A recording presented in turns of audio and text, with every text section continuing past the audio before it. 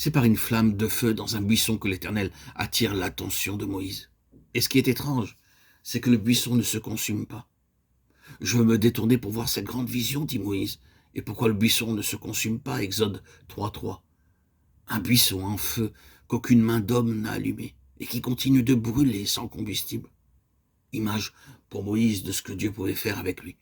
Image pour les enfants de Dieu dans tous les âges, de la grâce de celui qui veut bien venir demeurer en de pauvres vases de terre, aussi insignifiants que le buisson avant que l'ange de l'Éternel l'eût embrasé. Moïse s'approche et Dieu lui parle. Comme il a parlé à bon nombre d'entre nous, il l'appelle par son nom, car les messages de Dieu sont toujours personnels, directs.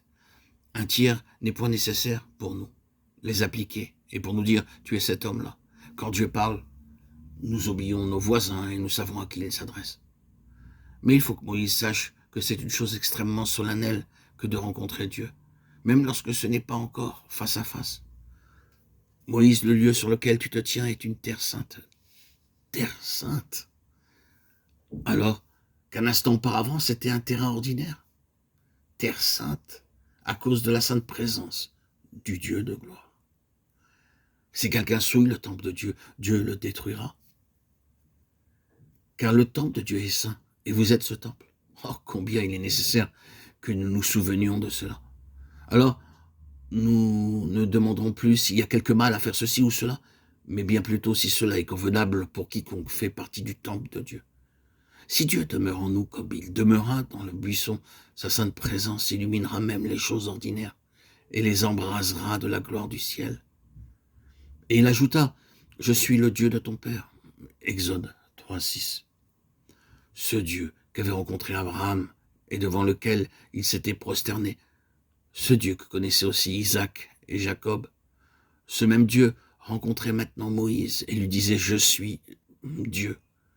Alors Moïse se cacha le visage, ce n'était pas encore l'heure de la communion face à face. « J'ai vu la souffrance de mon peuple qui est en Égypte, dit l'Éternel, et j'ai entendu ses cris. Je connais ses douleurs, je suis descendu pour le délivrer. » Exode 3, 7, 8. Je suis Dieu et je suis venu pour délivrer. L'Éternel est le grand « Je suis », car il est l'Éternel présent. Pour les âmes dans la douleur et l'affliction, son cœur est toujours le même. L'Éternel Dieu est immuable, sans ombre de changement. Nous avons besoin de rencontrer Dieu afin qu'il nous ouvre son cœur et nous laisse voir son amour et ses compassions pour un monde perdu, l'amour qui a donné le Fils unique pour notre salut. Qui mesurera jamais l'amour manifesté en Golgotha?